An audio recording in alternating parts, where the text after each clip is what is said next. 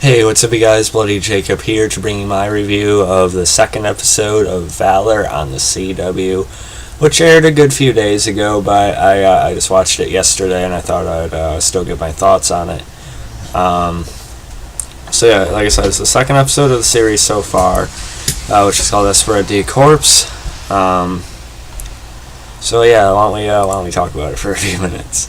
Now I really want to like this show, I do, because I really liked Christina Ochoa on Blood Drive on Sci-Fi, which was unfortunately cancelled, but I just thought it was a really fun and unique kind of show, and she got to play a really fun and interesting character on that. Whereas with this, as I talked about in my premiere review, it really feels like she's more boxed in this role. You know, she's playing a more sort of generic type of character, I feel like. So I don't really think it's her fault. But I don't know, just something is not clicking with the show the way it should be.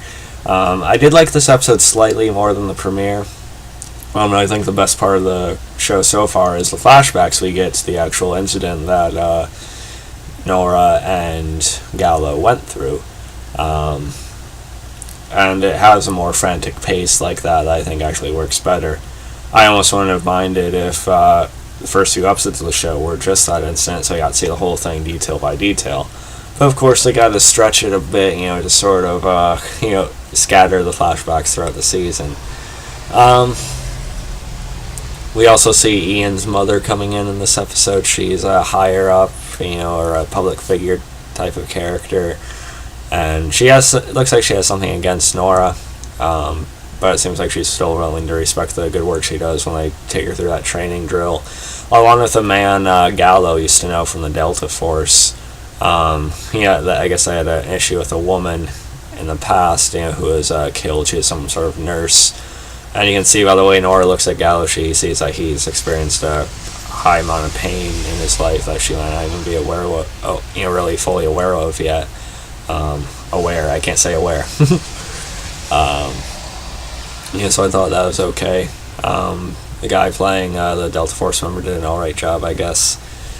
And of course, Ian gives Nora this ultimatum. She either has to, trust him and, tell him about what happened as much as she can, or, Splitsville. And that felt like a very CW kind of situation. Don't get me wrong, the CW can have some very, very good shows. But in this case, like the romantic formula they're trying to push in here sometimes isn't really working with this one.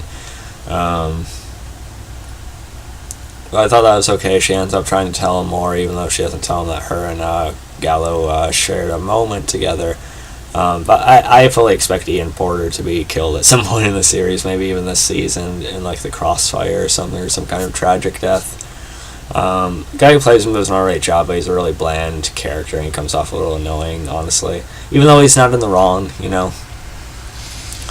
But again, I like the flashbacks in this episode. I do think Christina Ochoa and Matt Barr, who plays Gallo, have some decent chemistry with their back and forth that they have.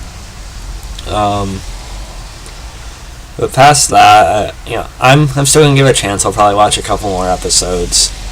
And maybe it can do a little bit more once it gets more into the action of it, who knows.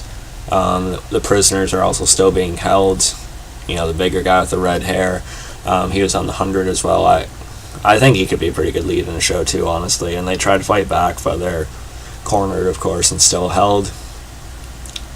So I thought it was alright. I rated last week's episode about a 6.8 out of 10.